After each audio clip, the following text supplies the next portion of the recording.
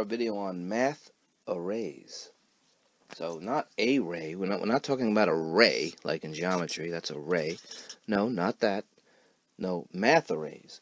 And math arrays are just a visual representation of multiplication.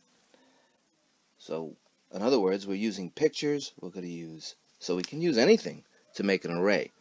So the first thing before we go into it is to know some vocabulary words. So we're going to use columns and rows. So here we need to know what a column is and what a row is. And so with arrays we use pictures and we use shapes in multiplication. So first of all, what is a column? What is a row? Well, you know rows. You hear about it a lot in the classroom, right? Now in our classroom we don't have rows, we have groups. But in most classrooms you still see rows. You know rows. And you're probably familiar with columns. So let's look at them. A lot of students confuse the two. So here's a picture of the Parthenon in Athens, Greece. And you can see they have these columns here, right? They're up and down. These Doric columns, right? There's different types of columns. They're also called orders. So the columns are up and down. Very important to remember. The columns are up and down. The rows are left to right. So if we're in a movie theater, here we are, watching Gibby. So here you can see we're looking, let's say we're looking here, looking at the stage. We can see the rows are going left to right. Here's our rows. And then here's the aisle, right? So we can make our aisle here. So we can see we have what we're seeing is 3 columns. We're seeing 3 columns, and the rows keep going back. We don't know how many rows there are. Well, let's say there's 50 rows, right?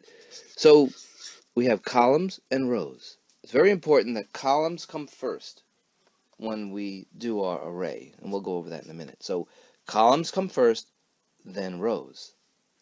Again, we know our columns are up and down.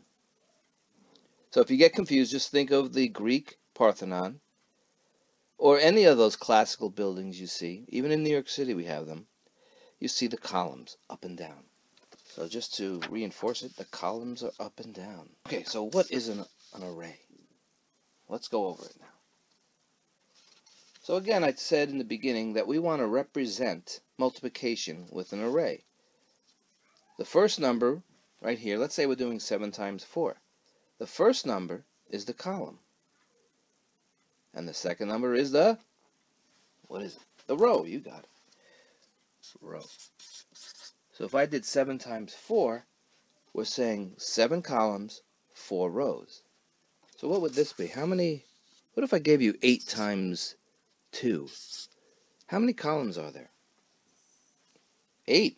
Good. And 2 rows. And what if I did 5 times 3? 5 columns, 3 rows. So let's represent that now. Let's take a problem. Let's take 5 times 3. So right up here, 5 times 3. Okay? And we're saying we want 5 columns and 3 rows. So if we have 5 columns, let's use circles. We can use anything. We'll use circles. So we know we're going to make one row, has to be 5. Here are 5 columns. We need to make another row because we need to make 3 of these. And one more. Okay, so let's use another color. So if we cut this down, here's our 1 column, 2 columns, 3 columns, 4 columns, 5 columns. Remember, columns are up and down. And make our rows. 1, 2, 3. 3 rows.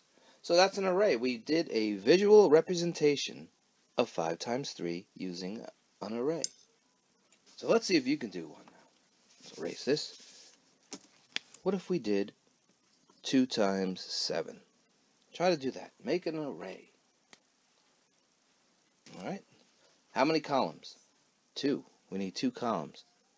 So here's our 2 columns. And you can use triangles, squares. You can even use any picture. You can use pictures of dogs if you want, or cats, or lions.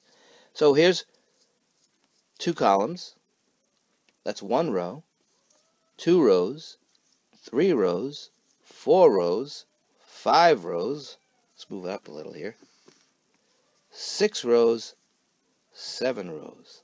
There we have it. And we'll just divide the columns there, and then we can just divide our rows. There we have it. And we know 7 times 2 is 14, so let's count. We should have 14 here.